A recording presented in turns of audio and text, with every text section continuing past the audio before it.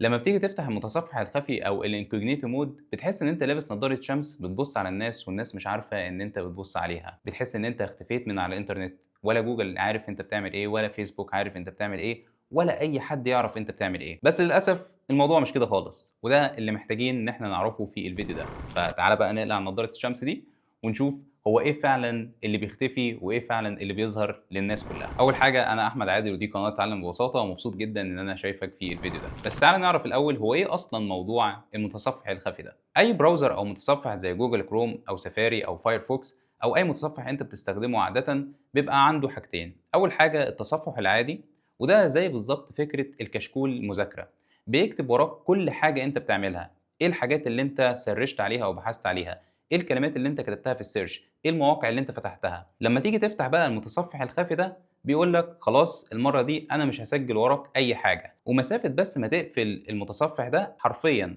كانك ما فتحتش اي حاجه. طيب هو ايه فعلا اللي بيتخبى؟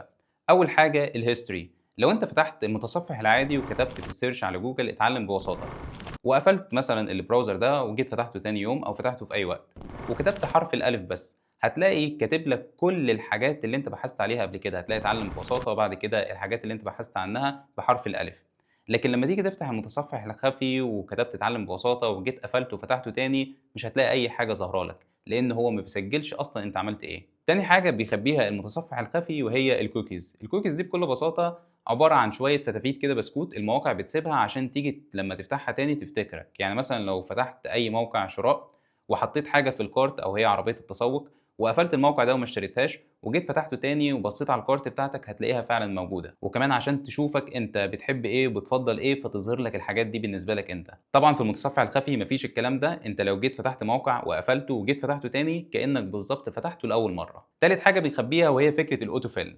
لما بتيجي تفتح المتصفح العادي وتكتب ايميلك والباسورد مثلا فتيجي تقفل الموقع ده وتفتحه تاني فممكن هو اصلا يكمل لك الايميل. طبعا في المتصفح الخفي مفيش اي حاجه من الحاجات دي لان هو ما بيحفظش البيانات. بس في حاجه هنا مهمه، هو ايه فعلا اللي ما بيتخباش؟ احنا عندنا حاجه اسمها اي اس بي او انترنت سيرفيس بروفايدر او مزود خدمه الانترنت، او بكل بساطه شركه الانترنت اللي انت مشترك معاها.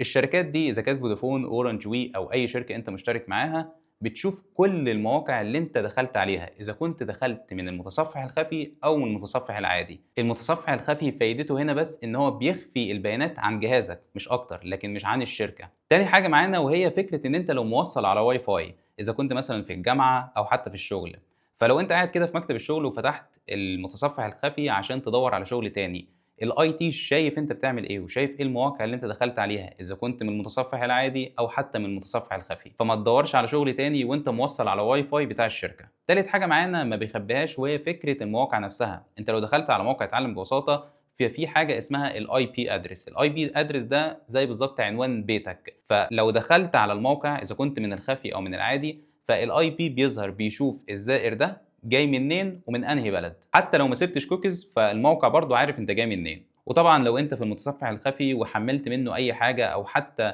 عملت بوك مارك لاي حاجه فده كله بيتسيف او بيتحفظ لان دي حاجات موجوده على الكمبيوتر بتاعك. طب هل الانكوجنيتو مود ليه فعلا فوائد؟ بص هو ليه فوائد بس برضه مش كبيره زي ما انت متخيل. من فوائده ان انت تقدر تفتح ايميلين فيسبوك في نفس الوقت، تقدر تفتح مثلا وليكن جيميل بتاع الشغل وفي نفس الوقت جيميل بتاعك انت، لان كل تاب في المتصفح الخفي بتبقى مختلفه عن الثانيه. وده طبعا تقدر تفتح فيسبوك باكتر من ايميل وتفتح انستجرام باكتر من ايميل وهكذا. تاني حاجه وفي مواقع بتعملها وبالذات مواقع الطيران، ان انت لما بتيجي تحجز تذكره وبصيت مثلا وليكن على التذكره دي 5 مرات وفي كل مره ما كنتش بتشتريها، فبتلاقي بعد كده ان السعر بتاعها بيزيد لان الموقع بيعرف ان انت مهتم بالتذكره دي فكده كده هتشتريها.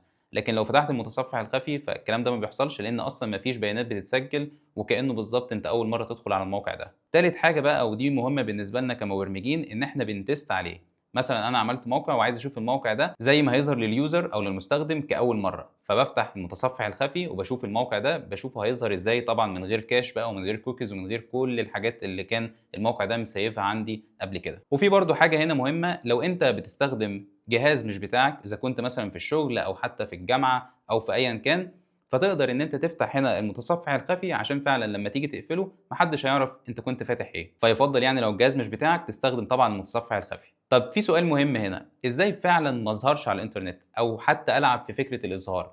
وهي ببساطة الVPN. الVPN ده بيغيّر الIP address أو العنوان بتاع الكمبيوتر بتاعك، يعني أنت قاعد في مصر، الموقع شايفك إن أنت قاعد في أمريكا، فروح بقى دَوّر عليَّ. فهي دي بس فكرة الVPN، لكن طبعًا المتصفح الخفي ما بيعملش حاجة زي كده، ولكن في متصفحات زي Brave مثلًا وليكن فيها خاصية أصلًا الVPN إن أنت تقدر تخلّي الVPN شغال، فبيغيّر الIP address بتاعك على طول، وإن شاء الله إحنا بنحضّر يعني فيديو للVPN فبإذن الله هينزل قريب، فما تنساش بقى تعمل لايك وسبسكرايب والحاجات الحلوة دي، ماشي؟ فبكل بساطة هل الوضع الخافي ده بيخلّيني فعلًا مختفي؟ الإجابة لأ. طب هل المواقع مش عارفة أنا باعمل إيه وفاتحها والّا لأ؟ الإجابة برضه لأ، لإن هي شايفة الIP address بتاعك. فلو عايز خصوصية وأمان أكتر، فأسهل حاجة تقدر تستخدمها وهي فكرة الVPN، وده extension تقدر تنزّله من أي متصفح أنت بتستخدمه وتشغّل الVPN بتاعك يا باشا، خلّيك في أمريكا بقى، في أستراليا، في أيًا كان، وكده الIP address بتاعك اتغيّر. فبس كده يا كبير، دي كل حاجة كنت حابب إن أنا أقولها في الفيديو ده. شكرًا جدًا ليك إن أنت وصلت لحد هنا في الفيديو، وما تنساش بقى تعمل الحاجات الحلوة اللي أنت على طول دايمًا بتعملها، وإن شاء الله أشوفك في فيديوهات تانية جديدة. يالّا، سلام عليكم.